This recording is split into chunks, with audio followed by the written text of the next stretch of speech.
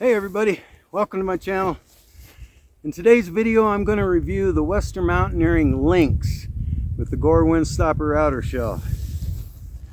Before I start, I don't work for Western Mountaineering and they don't sponsor me. I just like their stuff. So, I bought this several years ago. I sent it back to them and had it overfilled. This Lynx is rated to minus 10 degrees Fahrenheit, minus 23 degrees Celsius. This bag has an advertised loft of 8.5 inches. I sent it back and had it overfilled and it's got more like 10 inches of loft. This is a phenomenal sleeping bag and I'll go over the details of it. But after owning this bag for about 2.5 years, it just wasn't working for me. And near the end of the video I'll explain what that was about.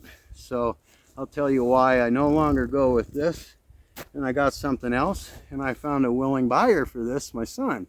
He wanted this bag, so I sold him this bag and I bought something different.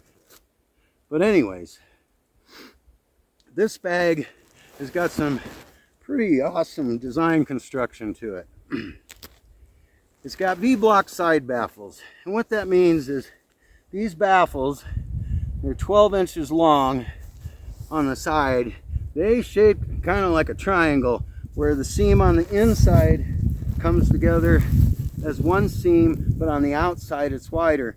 So this down stays in place there. This down stays in place here. This design is all to keep the down in place and keep an even uniform thickness of insulation. So you've got 6-inch baffles spacing on the top. You've got 12-inch baffle spacing on the V-block side baffles, and you've got 6-inch spacing on the bottom.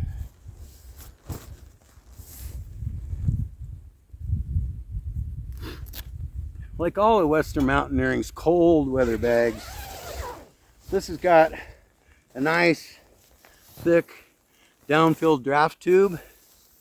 It runs along the whole length of the 7/8 zipper. A YKK number 5 zipper. Works really, really well.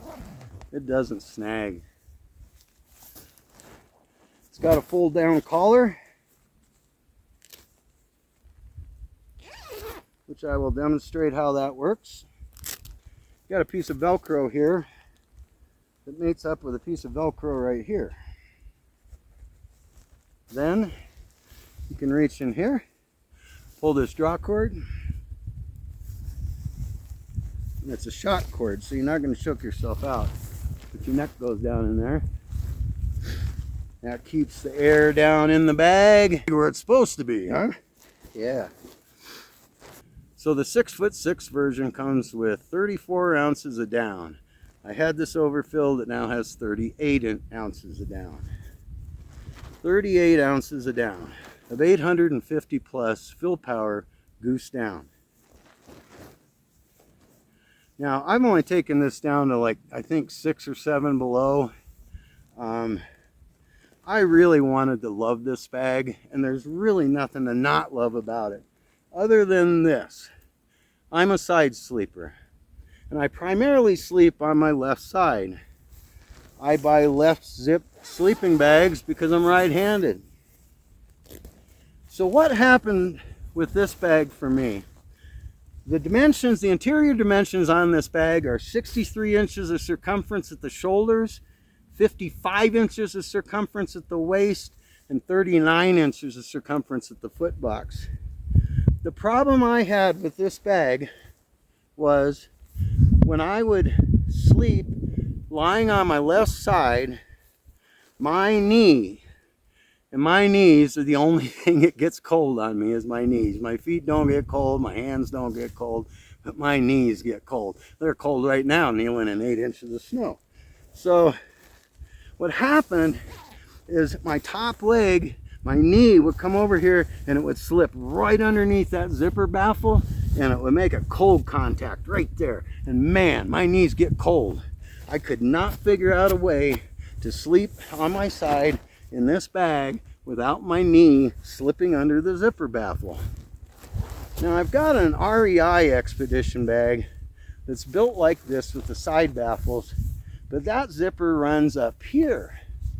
And that one's fine because my knee isn't pushing against the zipper. I know why Western Mountaineering puts a zipper at the bottom, because it keeps snow and wind from blowing into your sleeping bag. I get it. But for me, this just wasn't working. It probably worked just fine for you, I don't know. But for me, I don't like my knees getting cold, and my right knee would just slip under the zipper baffle and touch the zipper, and that was a cold contact. So I sold this bag to my son, so he's now the happy owner, proud owner of this bag. And I use that money to help buy me a bristle cone. Now, I reviewed that bag. It's on YouTube. You can check that out. That's the other minus 10 degree bag from Western Mountaineering. But like I say, I've slept negative single digits in it and just fine. Warm, warm, warm. So this is a good choice. It's an efficient cut. It's not a real tight mummy bag, but it's efficient enough to make good use of the down. It's only got 34 ounces of down in it, which is only 2 more ounces than the Kodiak, but it's 10 degrees warmer. Not just because of the extra down and the narrower interior dimensions, but also the baffling, how they've designed it to keep all the down where it's supposed to be. So like I say, this 6'6" version in this Gore outer shell weighs 3 pounds 15 ounces. I was really happy with this bag, and I'm really sorry it didn't work out for me. It's just a little idiosyncrasy of mine. My knees get cold, and my knee just slips under that zipper baffle and gets cold. A little too narrow in the waist for me, so my son was happy to purchase this from me, and so it's still in-house, still in the family, still rolling along. But so if you like this little review of my formerly my Western Mountaineering Lynx with the Gore Windstopper outer shell, please click like and subscribe to my channel. So that's gonna do it. Be safe out there in your winter camping, and I'll check in with you on the next video.